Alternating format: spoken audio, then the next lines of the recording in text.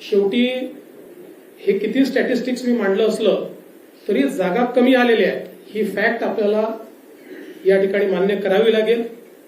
आणि एकूणच या निवडणुकीचं नेतृत्व हे एक प्रकारे भारतीय जनता पक्षामध्ये मी करत होतो. त्यामुळे या ठिकाणी जो काही पराभव झाला असेल, ज्या काही जागा कमी आल्या असतील, याची सगळी जबाबदारी ही माझी आहे, ती मी स्वीकारतो.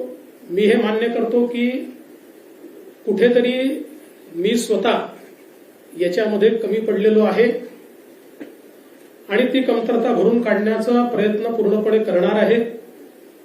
त्यामुळे हा जो काही भारतीय जनता पक्षाला या ठिकाणी सेटबॅक महाराष्ट्रामध्ये सहन करावा लागला, याची सगळी जबाबदारी ही देवेंद्र फडणवीस मी या ठिकाणी स्वीकारतोय.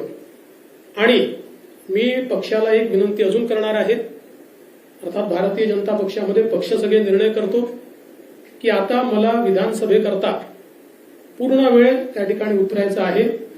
त्याच्यामुळे मी भारतीय जनता पक्षाच्या शीर्षस्थ नेतृत्वाला ही विनंती करणार आहे की त्यांनी मला सरकारमधनं मोकळं करावं आणि पक्षामध्ये पूर्ण वेळ काम करण्याची त्यांनी संधी द्यावी, जेणेकरून ज्या काही कमतरता राहिल्या आहेत त्या कमतरता पूर्ण करण्याच्या दृष्टीने मला माझा पूर्ण वेळ देता येईल. अर्थात बाहेर राहिलो तरी सरकारमध्ये जे काही आम्हाला करायचं आहे ते आमची टीम करेल, त्यांच्यासोबत मी असणारच आहे. या संदर्भात लवकरच पक्षाच्या वरिष्ठांना मी भेटणार आहे आणि मग त्यांच्या सल्ल्याने ते जे सांगतील त्यानुसार पुढची कारवाई मी करेन.